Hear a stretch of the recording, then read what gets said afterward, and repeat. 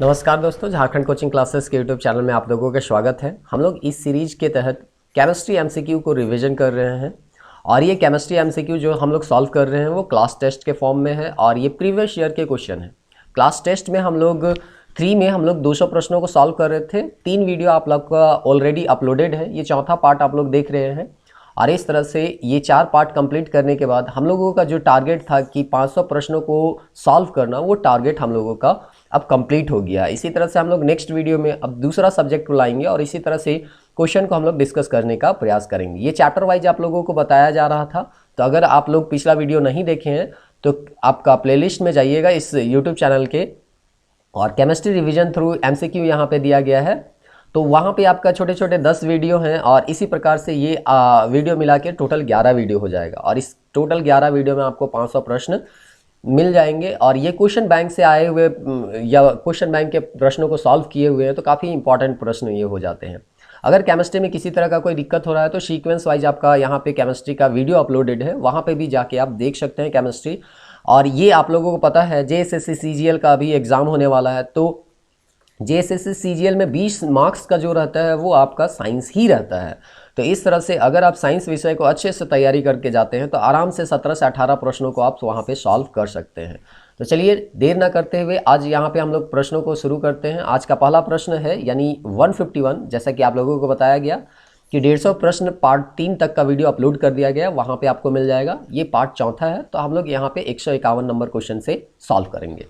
तो यहाँ पे कथनों पर विचार करने के लिए बोल रहा है। पहला कथन है कोयला, पेट्रोलियम और प्राकृतिक गैस जीवाश्म ईंधन। जीवाश्म किसको कहते हैं? जो जीवों के अंश से बना हुआ है। तो लंबे समय से हम लोग जानते हैं, ये तो एनसीईआरटी में ही दिया है, कोयला, पेट्रोलियम और प्राकृतिक गैस हम लोग को जीवों के अंशों से ही ये प्राप्त होता है और इस तरह से ये स्टेटमेंट जो है वो सही हो जाएगा। गैसोहोल बेंजीन और अल्कोहल का मिश्रण है। तो गैसोहोल क्या होता है? तो गैसोहोल जो होता है वो 10% हम लोग अल्कोहल को मिलाते हैं, या इसे बढ़ा के अब 20% करने के बाद किया जा रहा है, तो 20% तक अल्कोहल होता है और उसके बाद बाकी 90%, या अगर इसको 20% करेंगे तो 80% तक आपका पेट्रोलियम प्रोडक्ट पेट्रोल होता है। इन दोनों के जो मिश्रण होते हैं उसी को हम लोग गैसोहोल कहते हैं। इसका मिलाने का फ़ायदा क्या हो जाता है? सबसे पहले तो हम लोग जानते हैं कि हम लोग क्रूड ऑयल का बहुत ज़्यादा इंपोर्ट करते हैं, आयात करते हैं। इससे आयात का खर्चा थोड़ा सा बच जाएगा, इंपोर्ट खर्चा बच जाएगा और इस तरह से यहाँ पे एक चीज़, इसका एक और फ़ायदा है। हम लोग एक ऑक्टेन संख्या के बारे में बात किए थे कार्बन चैप्टर में ही, जिससे गाड़ी का जो नॉकिंग होता है वो कम हो जाता है। नॉकिंग मतलब जो ठाई ठाई का जो आवाज़ आता है वो कम हो जाता है। तो इसमें हम लोग नॉकिंग के लिए जो डालते हैं वो टेट्रा इथाइल लेड एक प्रोडक्ट होता है या एक पदार्थ होता है, उसको हम लोग यहाँ पे डालते हैं। अब इसमें जो होता है वो लेड होता है, पीबी होता है और ये जो है एक भारी धातु है जो कि पर्यावरण के लिए नुकसानदेह है। तो अगर हमें अल्कोहल डालते हैं उसमें ऑक्टेन संख्या बढ़ जाता है और पेट्रोल का क्वालिटी अच्छा हो जाता है, तो ये हमको लेड यहाँ पे डालने की आवश्यकता नहीं पड़ती है, जो कि पर्यावरण के लिए नुकसानदेह है। तो ये इसके लिए फ़ायदा है। लेकिन यहाँ पे एक स्टेटमेंट बोल दिया है कि बेंजीन यहाँ पे बोल दिया है, जो कि बेंजीन यहाँ डाला नहीं जाता, तो ये स्टेटमेंट आपका गलत हो जाएगा। भूतापीय ऊर्जा एक अपारंपरिक ऊर्जा है। भूतापीय जो हम लोग के पृथ्वी में रेडियो एक्टिव एलिमेंट है उसके कारण बहुत सारा एनर्जी रिलीज होता है और इस एनर्जी को ही हम स्टोर करते हैं और ये बहुत हाल फिलहाल में ही इसका प्रयोग शुरुआत हुआ है, इसीलिए बोलता है ये परंपरागत ऊर्जा नहीं है। परंपरागत ऊर्जा किसको कहते हैं? जो कि लंबे समय से हम लोग इसको यूज करते आ रहे हैं। तो इस तरह से परंपरागत, अपरंपरागत ऐसा एनसीईआरटी में बांट के आप लोगों को बताया गया है क्लास 10 में। तो इस तरह से वहीं से ये प्रश्न पूछा गया है। गोबर गैस, तो ये स्टेटमेंट सही हो जाएगा। पहला भी आपका सही था। गोबर गैस में मुख्यतः मीथेन होते हैं। देखिए गोबर गैस यानी बायोगैस, बायोगैस में मीथेन होता है। पिछला टेस्ट अगर आप लोग या पिछला वीडियो देखे होंगे तो वहाँ पे बताया गया था। तो इस तरह से हम लोग का जो स्टेटमेंट सही हो जाएगा 1, 3, 1, 3 और 4। तो जैसा कि आप लोगों को पिछला वीडियो में बताया गया था, हम लोग कम समय में ज़्यादा से ज़्यादा प्रश्नों को यहाँ सॉल्व करते हैं, इसलिए प्रयास करते हैं कि सभी ऑप्शन को कभी कभी ना पढ़ें। जब जरूरी है तभी हम सभी ऑप्शन को पढ़ते हैं, नहीं तो सभी ऑप्शन को पढ़ने से थोड़ा सा बचते हैं, क्योंकि ये वीडियो जो है बहुत लंबा चला जाएगा। अगर 50 प्रश्न और उसके ऑप्शन को, सभी ऑप्शन को पढ़े और धीरे धीरे आप लोगों से कमेंट करके इसका आंसर पूछे और उसके बाद आंसर बताए, तो बहुत लंबा वीडियो चला जाएगा। इसीलिए हम लोग बहुत कम समय में ज़्यादा से ज़्यादा प्रश्नों को सॉल्व करने का प्रयास कर रहे हैं, जिससे आपका समय भी बचे और आप लोगों को जो एक्स्ट्रा यहाँ पे कोई भी टॉपिक होता है उसको बताने का भी हम प्रयास करते हैं। रिलेटेड चीज़ जो अगले जो भी आप एग्ज़ाम देंगे उसमें इस तरह से ये टॉपिक से प्रश्न आ सकते हैं। तो चलिए क्वेश्चन नंबर 152 को हम लोग यहाँ पे देखते हैं। कार के इंजन में नॉकिंग, अभी जो बताया गया आप लोगों को, पेट्रोल में ऑक्टेन संख्या बढ़ा के नॉकिंग को कम किया जाता है, यानी कि जो गाड़ी में आवाज़ आता है वो आवाज़ को कम करने का प्रयास किया जाता है। इसमें क्या मिलाया जाता है तो अभी हम बताएं, लेड टेट्रा एथिल करके वो मिलाया जाता है, और इसमें लेड होता है जो कि भारी धातु होता है, जो कि पर्यावरण के लिए नुकसानदायक भी होता है। क्वेश्चन नंबर 153 हम लोग देखते हैं। टेट्रा इथाइल लेड पेट्रोल में मिलाया जाता है। एक ही टाइप से प्रश्न है, इसीलिए बार बार बोला जाता है कि क्वेश्चन बैंक बनाना बहुत जरूरी है। घुमा फिरा के प्रश्न को आपको पूछा जाता है। एंटी नॉकिंग उसी को कहते हैं अपस्फोटन, यानी कि जो नॉकिंग से संख्या है वो कम करने का यहाँ पे प्रयास किया जा रहा है। ऑटोमोबाइल इंजन में प्रतिहीन एंटी फ्रीजिंग के लिए, यानी कि वो पेट्रोल जो है वो ना जमे, इसके लिए क्या प्रयोग किया जाता है? तो इसका सही आंसर है एथिलीन ग्लाइकोल होगा। इसका हम लोग प्रयोग करते हैं ताकि ठंडे प्रदेशों में कोई पेट्रोल जो है वो जमे ना। C2H6O2 करके इसका रासायनिक सूत्र होता है। तो एथिलीन ग्लाइकोल याद रखिएगा कि ठंडे प्रदेशों में मिलाया जाता है, और इस तरह से ये जमने के या पेट्रोल को जमने से बचाता है। भारी वाहन में डीजल का उपयोग क्यों किया जाता है? जैसे ट्रक वगैरह में हम लोग डीजल का उपयोग करते हैं, तो ये क्यों किया जाता है? तो इसका कैपेसिटी जो होता है वो बढ़ जाता है, और इससे थोड़ा सा आर्थिक बचत होता है। सामान्यतः अब तो डीजल पेट्रोल का दाम लगभग बराबर हो गया, लेकिन पहले अभी भी थोड़ा बहुत तो डीजल का दाम कम ही रहता है। तो डीजल थोड़ा सा आर्थिक बचत भी होता है, और इसका कैपेसिटी ज़्यादा होता है। हाँ, पर्यावरण के अगर पर्यावरण के संदर्भ में देखें तो ये ज़्यादा नुकसानदेह होता है। चलिए, तो उसके बाद हम लोग देखते हैं 156 प्रश्न नंबर। मोटर कार की अपेक्षा नए मॉडल की निम्नलिखित विशिष्टताओं पर विचार कीजिए। कि मोटर कार जो है उसमें हम लोग देखते हैं कि नया नया चीज़ यहाँ पे अपग्रेड किया जा रहा है, तो उसमें कुछ अपग्रेडेशन आपको यहाँ पे दिया गया है। उसमें कौन सा अपग्रेडेशन जो है वो बहुत अच्छा है यहाँ पे, या आपका उसका जो गाड़ी है वो पिछले गाड़ी या मोटर कारों की अपेक्षा कौन अच्छा है, उसको यहाँ पे आपको बताना है। तो सबसे पहले रेडियल टायर का यूज कर रहे हैं। देखिए, रेडियल टायर के बारे में ज़्यादा डिटेल देखना है तो आप यूट्यूब में सर्च कीजिए रेडियल टायर, वहाँ उसका पूरा स्ट्रक्चर बताएगा, तो आपको बेहतर तरीके से समझ में आएगा। तो रेडियल टायर करता क्या है कि घर्षण बल को यहाँ पे कम कर देता है, और घर्षण बल कम कर देगा तो आपका एनर्जी यहाँ पे कम खपत होगा, और इस तरह से पेट्रोल का खपत भी आपका बच जाएगा। तो इस तरह से घर्षण बल कम कार्य करता है। सुप्रवाही ढांचा करके यहाँ पे इसका कोई बहुत विशेष फायदा यहाँ पे देता नहीं है। बहुबिंदु ईंधन अंतक्षेप करके देता है, इससे भी फायदा होता है। इससे क्या होता है कि यहाँ पे जो ईंधन का खर्च है वो कम हो जाता है। मतलब जितना ईंधन यहाँ पे पहले प्रयोग होता था उससे थोड़ा सा यहाँ पे कम ईंधन का उपयोग होता है, तो ईंधन आपका बचता है आर्थिक रूप से, और इस तरह से ये भी फायदा करता है। उत्प्रेरक परिवर्तक रोचक सहित करके होता है। तो देखिए, ये जो इसके बारे में डिटेल दिया गया, देखिए मोटर कार के बारे में हम लोग बहुत ज़्यादा डिटेल में तो पढ़े नहीं थे, तो कभी कभी ये यूपीएससी के प्रश्न में इस तरह के प्रश्न पूछे जाते हैं। तो यहाँ पे थोड़ा सा इसको डिटेल में अभी तो अगर जाएंगे तो बहुत टाइम लग जाएगा, तो यहाँ पे बताता है, इसलिए हम इसका थोड़ा सा इम्प्लीकेशन बता देते हैं कि इससे होता क्या है। कि मोटर कार को या मोटर को ये गर्म होने से बचाता है। तो तीनों चीज़ है कि यहाँ पे घर्षण से बचा रहा है, यहाँ जो ईंधन का खपत है उसको कम कर दे रहा है, यहाँ पे मोटर को गर्म होने से बचा रहा है। तो ये सभी जो यहाँ पे नए मॉडल में ये चीज़ इंक्लूड किया जा रहा है वो मोटर कार को अपेक्षाकृत अच्छा या ईंधन दक्ष बना रहा है कि ईंधन कम से कम यहाँ पे खपत हो। तो इस तरह से जो इसका सही आंसर हो जाएगा 1, 3 और 4 हो जाएगा। क्वेश्चन नंबर 157 देखते हैं। गाड़ियों को चलाने के लिए हाइड्रोजन गैस सुविधाजनक रूप में ईंधन के रूप में प्रयोग किया जाता है। ऐसे भी हाइड्रोजन को भविष्य का ईंधन हम लोग कहते हैं। यदि वह कम ताप पर किसी पदार्थ द्वारा शोषित हो ताकि वह निर्यातक द्वारा उत्पन्न तापमान पर मुक्त हो सके, तो वह पदार्थ कौन सा है जो भारत में पाया जाता है? ये हाइड्रेट पाया जाता है। एक्चुअली कहा जाता है हाइड्रोजन गैस बहुत कम तापमान पर पैलेडियम हाइड्राइड द्वारा, इसको लिख देते हैं हम, थोड़ा सा आप अगर चाहें तो देख सकते हैं। पैलेडियम हाइड्रेट द्वारा अवशोषित कर ली जाती है ताकि वह निर्यातक द्वारा उत्पन्न तापमान को मुक्त कर सके। ऐसा करके यहाँ सॉल्यूशन आपको देता है। तो ये हाइड्राइड के रूप में यहाँ पे दिया गया है, थोड़ा बहुत आपको ये आइडिया होना चाहिए। उसके बाद अगला प्रश्न देता है, सवाल आधारित जैव ईंधन उत्पादन समय है, लेकिन इस उद्योग के संवर्धन में विकासशील देशों की क्या समय? मतलब देखिए, जो शैवाल होता है, जो कि जिसको हम लोग सामान्य भाषा में काई बोलते हैं, उससे हम लोग जैव ईंधन बना सकते हैं। देखिए, जीवाश्म ईंधन अलग होता है, जैविक ईंधन अलग होता है। जीवाश्म ईंधन यानी लंबे समय से जीवों का अंश से बना जो ईंधन होता है उसको जीवाश्म ईंधन कहते हैं। जैव ईंधन क्या होता है कि अभी वो जीवित है, उसको हम तोड़ेंगे और अभी उसको ईंधन के रूप में अगर परिवर्तन हम करेंगे तो वो जैविक, जैसे जेट्रोफा का नाम आप लोगों ने सुना होगा, तो उसी तरह से शैवाल को भी यहाँ पे ईंधन के रूप में हम परिवर्तित कर सकते हैं, लेकिन उसका क्या लिमिटेशन है कि उसको बनाने में हमको क्या दिक्कत आता है, वो सारा चीज़ यहाँ पे आपको बताना है। तो यहाँ पे पहला ऑप्शन पढ़ते हैं, शैवाल आधारित जैव ईंधन का उत्पादन केवल समुद्र। देखिए जब भी केवल वगैरह सब ये सब वर्ड यूज कीजिएगा तो थोड़ा सचेत हो जाइएगा, क्योंकि यहाँ पे आपको हो सकता है वो मिसगाइड करने का प्रयास करे। तो यहाँ पे देखिए केवल समुद्र में नहीं होता है, ये दोनों में होता है। अगर महाद्वीप में भी है, अगर शैवाल मिल रहा है तो वहाँ के शैवाल से भी हम लोग यहाँ पे प्रयोग कर सकते हैं। यहाँ लिख दिया है महाद्वीप में नहीं होता है, जबकि महाद्वीप के शैवाल से भी हम लोग ईंधन का निर्माण कर सकते हैं, वैसा कोई दिक्कत नहीं है। दूसरा स्टेटमेंट बोलता है शैवाल आधारित जैव ईंधन उत्पादन को स्थापित करने और इंजीनियरिंग करने हेतु निर्माण पूरा होने तक उच्च स्तरीय विशेषज्ञता प्रौद्योगिकी की जरूरत है। हाँ, बहुत हाई टेक्नोलॉजी का इसका ज़रूरत होता है, ये बात तो स्टेटमेंट तो सही है। आर्थिक रूप से व्यवहार्य उत्पादन के लिए बड़े पैमाने पर सुविधाओं की आवश्यकता होती है, जिससे पारिस्थितिक और सामाजिक सरोकार उत्पन्न होते हैं, ये स्टेटमेंट भी आपका सही है। तो इस तरह से ये जो अगर यहाँ पे आंसर हम ढूंढे तो केवल 2 और 3 है। तो पहला अगर ऑप्शन आप काट भी दीजिएगा तो इस तरह से आपका यहाँ पे आंसर आपको मिलने का चांस हो जाएगा।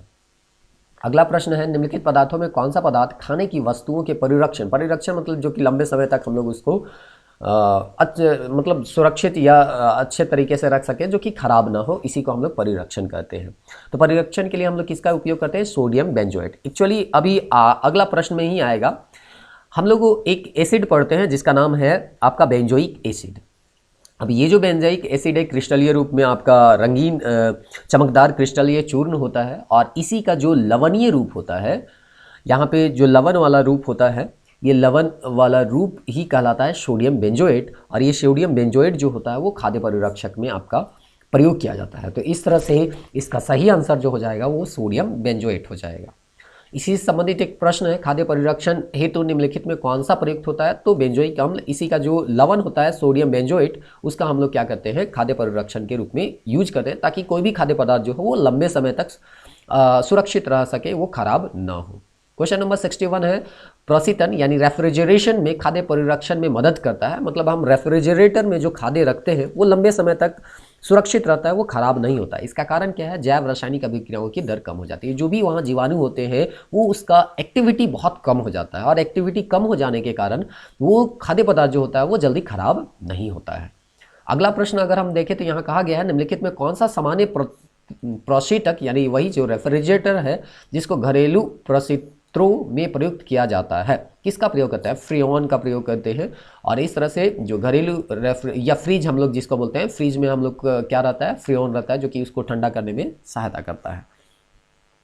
क्वेश्चन नंबर 163 देखिए, तो कच्ची चीनी को रंग विहीन यानी रंग उसका छुड़ाने के लिए किस चारकोल का यूज करते हैं? तो यहाँ एनिमल चारकोल, जिसको जंतु चारकोल के नाम से जानते हैं, उसका इसका प्रयोग किया जाता है उसको रंगहीन बनाने में। शहद का प्रमुख घटक क्या है? देखिए अगर शहद यहाँ पे चीनी के बाद शहद का बात यहाँ पे किया जाए तो यहाँ सभी चीज़ रहता है, सुक्रोज भी रहता है, फ्रक्टोज रहता है, माल्टोज भी रहता है, और ग्लूकोज भी रहता है। लेकिन अब यहाँ पे पूछता है कि मुख्य प्रमुख घटक क्या है, तो हम लोग इसका परसेंटेज देख लेते हैं। जिसका परसेंटेज ज़्यादा होगा उसी को हम लोग आंसर मान लेंगे। तो सबसे पहले अगर हम यहाँ पे बात करें ग्लूकोज का, तो ग्लूकोज आपका लगभग ये किताब में ही दिया हुआ है, उसी ये चेंज हो सकता है, आप अलग अलग वेबसाइट में देखिएगा या अलग अलग, तो मोटा मोटी एक रेंज हम देख सकते हैं। तो किताब में जो दिया हुआ था वो लगभग 31.3% आपका दिया हुआ था। अगर हम सुक्रोज का बात करें तो लगभग 1.3% यहाँ पे दिया हुआ है। माल्टेज जो है वो 7.1% आपका दिया है, और फ्रक्टोज जो दिया गया है वो 38.2% आपका दिया गया है। तो इस तरह से यहाँ पे फ्रक्टोज जो है वो सबसे ज़्यादा मात्रा में है, इसलिए आंसर भी आपका डी ही दिया है, फ्रक्टोज दिया है। तो थोड़ा सा ये क्वेश्चन थोड़ा सा आपको जब एग्जाम हॉल में बनाइएगा तो थोड़ा सा कन्फ्यूजन टाइप से लगता है कि ग्लूकोज होगा कि फ्रक्टोज होगा, क्योंकि इसका भी बहुत ज़्यादा तो अंतर नहीं है, 7-8% का है। चलिए ये तो बहुत कम होता है, सुक्रोज और माल्टोज यहाँ पे कम यहाँ पे दिया गया है, लेकिन फिर भी इन दोनों में कन्फ्यूजन हो सकता है ग्लूकोज और फ्रक्टोज में। लेकिन आंसर जो दिया है फिलहाल के लिए हम लोग फ्रक्टोज मान के इसको चलते हैं।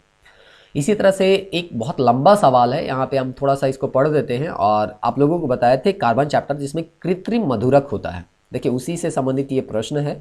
मतलब मीठापन बढ़ाने के लिए हम लोग चीनी के बजाय किसी दूसरे मधुरक का प्रयोग करते हैं, वही कृत्रिम मधुरक है।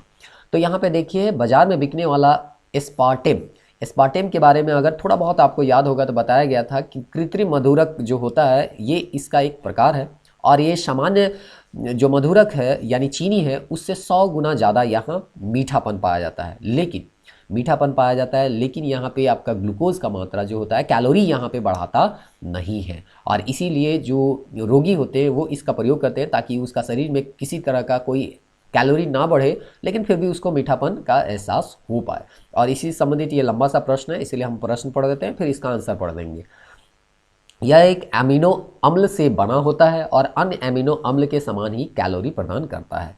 फिर भी यह भोज्य पदार्थों में कम कैलोरी मधुरक के रूप में इस्तेमाल होता है। इसके इस्तेमाल का क्या आधार है? तो इसीलिए कहा जाता है कि एनसीईआरटी पढ़ना है। डायरेक्ट एनसीईआरटी से ये प्रश्न, एनसीईआरटी क्लास 12 आप देखिएगा तो कुछ ऐसा चैप्टर होता है एनसीईआरटी का जो कि हमको क्लास 12 वाला भी पढ़ना पड़ता है। तो इसीलिए क्लास 12 का भी आप लोगों का कुछ स्क्रीनशॉट हम के साथ यहाँ पे बताने का प्रयास किए हैं और बहुत बेहतर तरीके से आप लोगों को नोट्स एनसीईआरटी का समरीज करके वहाँ पे बताने का प्रयास किया गया, तो उसको जाके देखिए अगर आप वो वीडियो नहीं देखे हैं। एस्पार्टिन सामान्य चीनी से कई गुना अधिक मीठा होता है, 100 गुना अधिक मीठा वहाँ लिखा हुआ है, स्ट्रक्चर के साथ बताया गया है।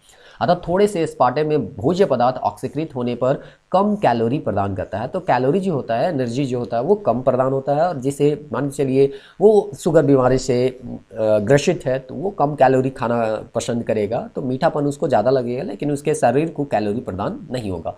इसीलिए कृत्रिम मधुरक का उपयोग किया जाता है। ये सब एनसीईआरटी में दिया हुआ है, ऐसा नहीं है कि ये कहीं से भी पूछ दिया गया। कुछ प्रश्न होते हैं जैसे वो टायर वाला प्रश्न था, ये सब सामान्यतः किताब में नहीं मिलता है, तो एक दो प्रश्न के पीछे आपको भागना नहीं है। अधिकतर प्रश्न कहाँ से आ रहे हैं वो चीज़ आपको ध्यान में रखना है। क्वेश्चन नंबर 167 है, एस्पिरिन कहाँ से मिलता है? एक विलो नामक पेड़ है वहाँ से मिलता है। ये चीज़ भी आपको चैप्टर में बताया गया था। एस्पिरिन क्या है? एंटीपायरेटिक है, यानी दर्द निवारक दवा के रूप में इसका हम लोग प्रयोग करते हैं। क्वेश्चन नंबर 169 अगर हम देखें तो यहाँ पे कहा गया निम्नलिखित यौगिक में कौन सा एक शांति कारक औषधि के रूप में प्रयोग किया जाता है? तो शांति कारक इसका मिर्गी के उपचार में भी हम लोग इसको प्रयोग करते हैं। पोटेशियम ब्रोमाइड जो है इसका हम लोग ये मिर्गी रोग में भी उपचार इसका किया जाता है। तो आंसर जो हो जाएगा ए हो जाएगा। निम्नलिखित में कौन सा रक्त हीमोग्लोबिन के साथ अनुक्रमणीय संश्लिष्ट बना लेता है, मतलब गाढ़ा हो जाता है, ऐसा कहना ये चाह रहे हैं। तो देखिए कार्बन मोनोऑक्साइड जो होता है वो काफ़ी जहरीली और विषैली गैस है। ये काफ़ी जहरीली और एक तरह से का ये प्राणघातक गैस है, बहुत ही यहाँ पे एक तरह से कह सकते हैं नुकसानदेह है पर्यावरण के लिए। और ये क्या होता है कि जब हम सांस के द्वारा कार्बन मोनोऑक्साइड को लेते हैं तो ये हीमोग्लोबिन के साथ अटैच हो जाता है और ऑक्सी हीमोग्लोबिन यहाँ पे कार्बोक्सी हीमोग्लोबिन जो है उसका निर्माण करता है। कार्बोक्सी हीमोग्लोबिन के यहाँ पे निर्माण करेगा और कार्बोक्सी हीमोग्लोबिन जब बना लेता है तो ये जो होता है कार्बोक्सी हीमोग्लोबिन बनाने के बाद जो रक्त होता है वो बहुत गाढ़ा हो जाता है, यानी कि थक्का टाइप से हो जाएगा। और ये रक्त जब गाढ़ा हो जाता है तो इसका प्रवाह जो है वो शरीर में रुक जाता है। प्रवाह रुक जाएगा तो आदमी जो है उसको मृत्यु भी हो सकती है। तो इंसान की जब मृत्यु हो सकती है तो इसीलिए कहा जाता है ये काफ़ी जो है प्राणघातक गैस माना गया है कार्बन मोनोऑक्साइड को। तो इस तरह से ये क्वेश्चन नंबर 170 का आंसर हो जाएगा सी।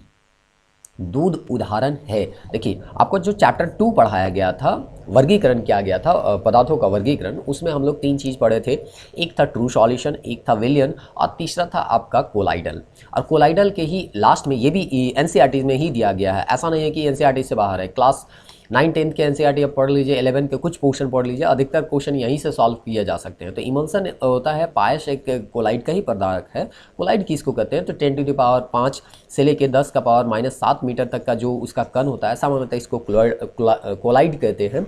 और इसका उदाहरण में ब्राउनी गति वगैरह सब आप लोग पढ़े होंगे, टिंडल इफेक्ट पढ़े होंगे, वो सब सारा चीज़ आपका कोलाइड के अंतर्गत ही हम लोग पढ़ते हैं। तो ये पायस है, यानी उसका अलग अलग कोलाइड का प्रकार है, उसमें एक पायस प्रकार है जिसको हम लोग दूध को यहाँ पे रखते हैं। फिश क्रीम को भी इसके अंतर्गत रखा था और ये एनसीईआरटी में ही दिया गया है। तो उम्मीद करते हैं अगर एनसीईआरटी का अगर आप चैप्टर नहीं भी पढ़े होंगे तो अगर वीडियो हम लोगों के देखेंगे तो ये सब सारा चीज़ स्क्रीनशॉट के साथ ही आपको दिखाया गया है।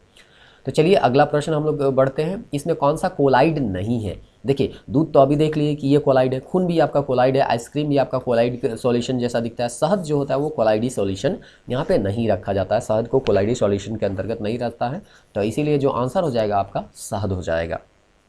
क्वेश्चन नंबर 173 देखें तो दूध को निम्न विधि के रूप में हीमोनाइज किया जाता है। सबसे पहले तो ये समझिए कि ये हीमोनाइज होता क्या है। इसके तहत कहा जाता है कि दूध में उपस्थित जो वसा के कण होते हैं, वसा के कणों को यहाँ पे वसा के कणों को सूक्ष्म आकार में परिवर्तित किया जाता है। जो भी वहाँ पे फैट होता है उसको सूक्ष्म आकार में हम परिवर्तित करते हैं और इसी को यहाँ पे कहा गया है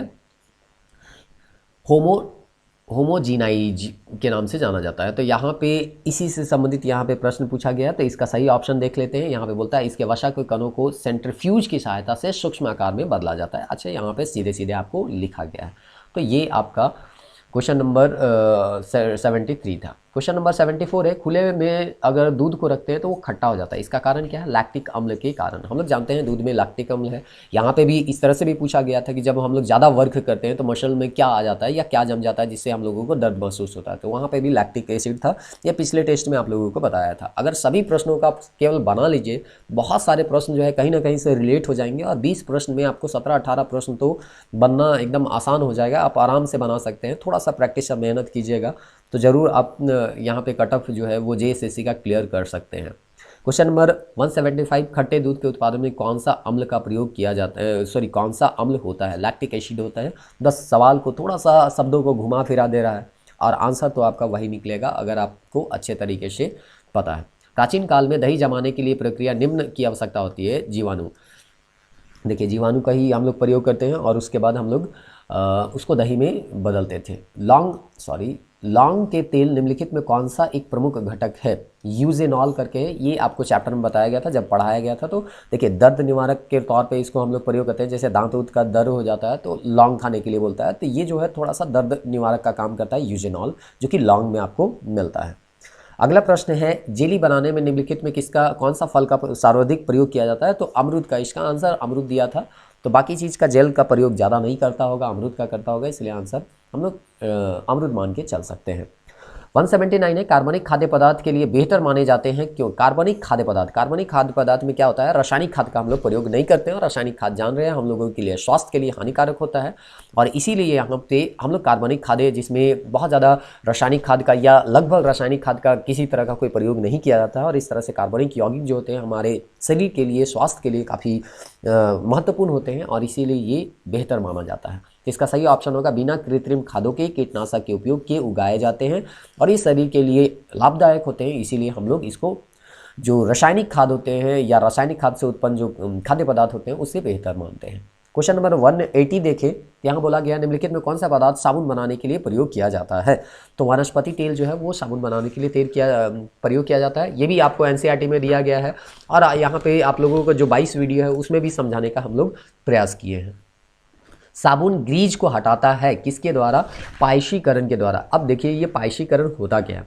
अगर आप वो चैप्टर देखे होंगे, वीडियो देखे होंगे तो बताया गया था कि साबुन जब हम लोग बनाते हैं तो वो दो तरह से वहाँ पे आपको चीज़ देखने को मिलता है। एक होता है हेड जो उसका आयनिक भाग होता है, एक होता है टेल जो उसका पिछला भाग होता है, जो कि लंबे हाइड्रोकार्बन यहाँ पे मौजूद रहते हैं।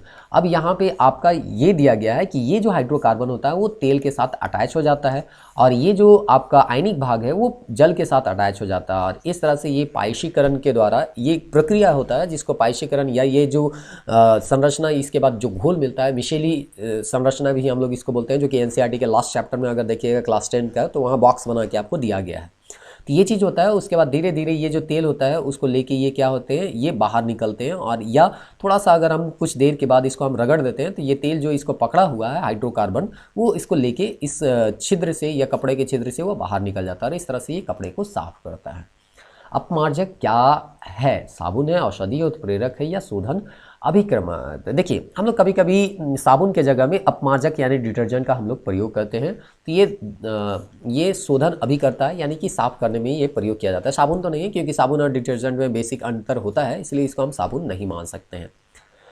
क्वेश्चन नंबर 183 यहाँ पे अगर हम देखते हैं तो कहता है अपमार्जक मैले कपड़ों को सरलतापूर्वक तेल और गर्द मतलब जो भी गंदा होगा उससे यहाँ पे उसको निकाल देते हैं। तो ये स्टेटमेंट तो बिल्कुल क्या है, सही है। तो इस तरह से यहाँ पे आपका क्वेश्चन नंबर 183 का पहला अगर स्टेटमेंट देखें तो स्टेटमेंट तो यहाँ पे सही आपको देखने को मिल रहा है। अब बोलता है अपमार्जक जल का पृष्ठ तनाव को बढ़ा देता है। देखिए पृष्ठ तनाव फिजिक्स में हम लोग पढ़ते हैं सरफेस टेंशन। ये सरफेस टेंशन बढ़ने के कारण क्या हो जाता है, बढ़ता नहीं, ये क्या होता है, घटता है। घटेगा तो सरफेस टेंशन जितना ज़्यादा घटेगा वो क्या होगा, छिद्रों में उतना आसानी से घुस पाएगा, यहाँ पे जा पाएगा। और जितना छिद्र में वो जा पाएगा उतना आसानी से वो तेल को निकाल सकता है। ज़्यादा सरफेस टेंशन हो जाएगा तो उसका आकार, मान के चलिए यहाँ पे एक ये कपड़ा का छिद्र है, अब सरफेस टेंशन ज़्यादा है तो वो अपना आकार क्या करना चाहेगा, बड़ा से बड़ा रखना चाहेगा। तो इस तरह से अगर बड़ा आकार रहेगा तो वो छिद्र में नहीं जा पाएगा और उसको साफ नहीं कर पाएगा। तो सरफेस टेंशन को बढ़ाता नहीं है बल्कि वो घटाने का प्रयास करता है। तो यहाँ पे इसका आंसर हो जाएगा ए तो सही है परंतु आर जो है वो गलत है। क्वेश्चन नंबर 184 यहाँ पे अगर हम बात करें तो बोलता है कृत्रिम प्रक्षालक कठोर जल में अधिक झाग बना सकते हैं। देखिए यहाँ पे अगर डिक्शनरी में सर्च कीजिएगा तो सैनिटाइजर के नाम से भी इसको जानता है। तो हम लोग सैनिटाइजर या डिटर्जेंट के तौर पे भी थोड़ा बहुत इसको हम लोग ले सकते हैं, लेकिन फिलहाल सैनिटाइजर मान के चलते हैं, देखते हैं क्या इसका आंसर आ सकता है। कठोर जल में अधिक, कठोर जल जो होता है जिसको गर्म करने पे भी उसका कठोरता अगर नहीं जाता है तो कठोर जल होता है, जो कि आपको अम्ल क्षार और लवण में बताया गया था या पिछले टेस्ट में भी बताया गया था। उसके बाद यहाँ पे बोलता है कृत्रिम प्रक्षालक कठोर जल के साथ कैल्शियम और मैग्नीशियम के घुलनशील लवण बनाते हैं। तो इस तरह से अगर यहाँ पे हम लोग यहाँ पे देखिए तो दोनों स्टेटमेंट जो है वो सही है। ये स्टेटमेंट ए और उसका कारण जो है, कथन और कारण दोनों सही है, और आर जो है ए का सही स्पष्टीकरण बताता है।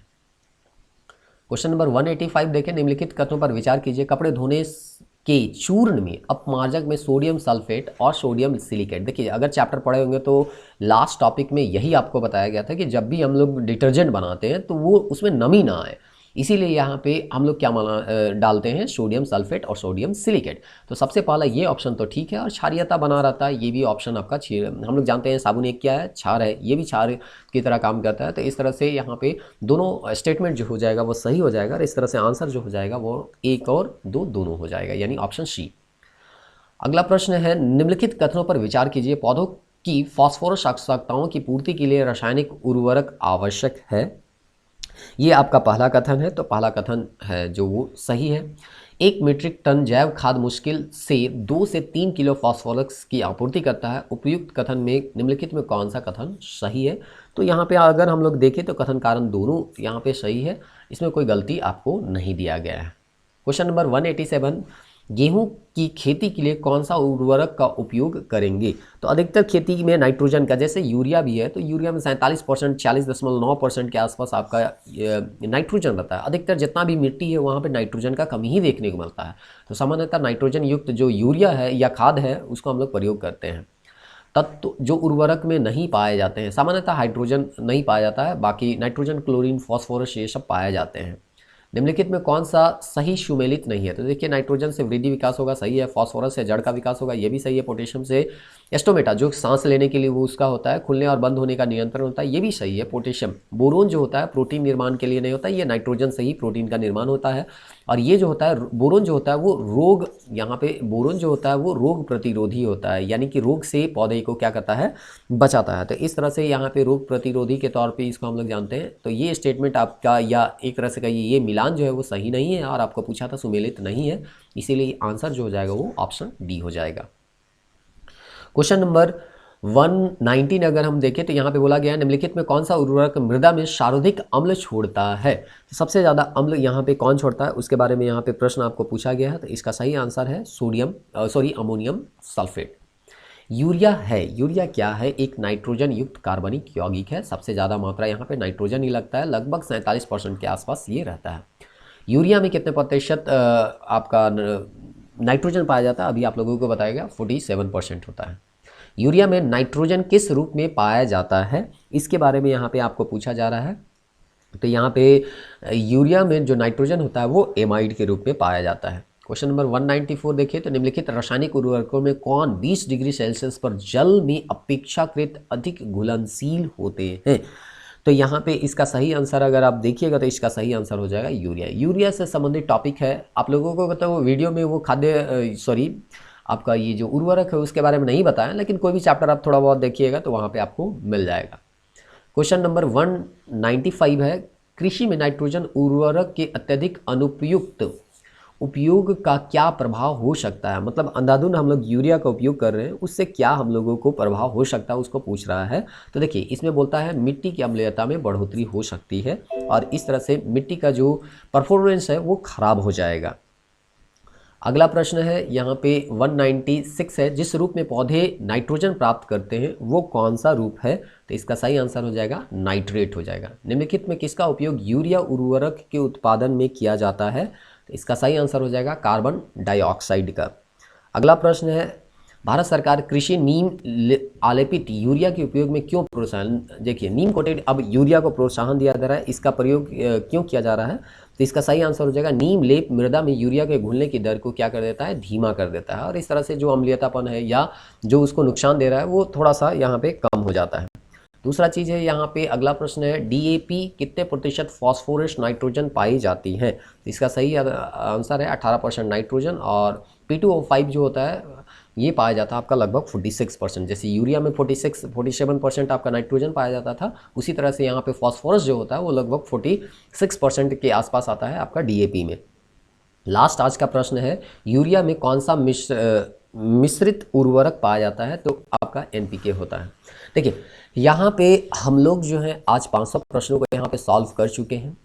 अगर आप ये वीडियो या इससे रिलेटेड कोई भी वीडियो अगर ये वीडियो अभी तक देख रहे हैं तो आप लोगों को बस इतना कहना चाहेंगे कि 11 टोटल वीडियो है, वहाँ पे जाइए और सभी प्रश्नों को आप एक एक करके देखने का प्रयास कीजिए। आप कोई ना कोई चैप्टर कोई ना कोई बुक पढ़ रहे होंगे, उसके बाद इसको यहाँ पे देखिए, रिवीजन कीजिए, आपको पता चलेगा कि किस तरह के प्रश्न यहाँ पे पूछे जाते हैं और उसके बाद आपके पास कोई भी क्वेश्चन बैंक होगा तो उसको सॉल्व करने का प्रयास कीजिए।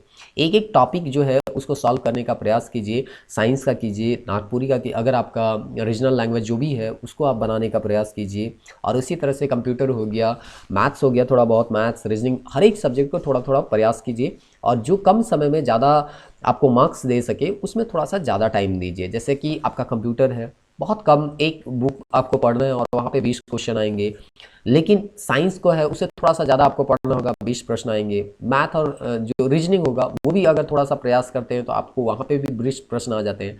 मैथ थोड़ा सा लंबा खींचा जाता है, जीएस भी थोड़ा लंबा खींचा जाता है, तो इसमें टाइम लगता है। तो ठीक है, उसको भी छोड़ना नहीं है, थोड़ा थोड़ा उसको भी देखना है, लेकिन आपको तो नंबर अल्टीमेटली नंबर लाना है, कहीं से भी आ जाए। तो आप देखिए छोटा सेक्शन कौन सा है और उसी सेक्शन को बनाने का प्रयास कीजिए। और हमेशा आप इधर उधर के टेस्ट सीरीज में भटकने से अच्छा है सबसे पहले क्वेश्चन बैंक बनाइए, उसके बाद इधर उधर भटकिए तो ज़्यादा बेहतर रहेगा। नहीं तो आप मेन चीज़ को छोड़ देंगे और जो एक्स्ट्रा चीज़ होगा जिसका बहुत ज़्यादा उपयोगिता नहीं है वो चीज़ को आप बना पाएंगे। जेपीएससी में आप देख ही चुके हैं कि टेस्ट सीरीज का क्या हसर रहा है, बहुत ज़्यादा आपका क्वेश्चन वहाँ से आता नहीं है। तो आप जो ऑथेंटिक बुक है एनसीईआरटी है उस सबसे पढ़िए, क्वेश्चन बैंक है वहाँ से पढ़िए, आपका तैयारी जो होगा वो बेहतर होगा। मिलते हैं नेक्स्ट वीडियो में। जय हिंद, जय झारखंड।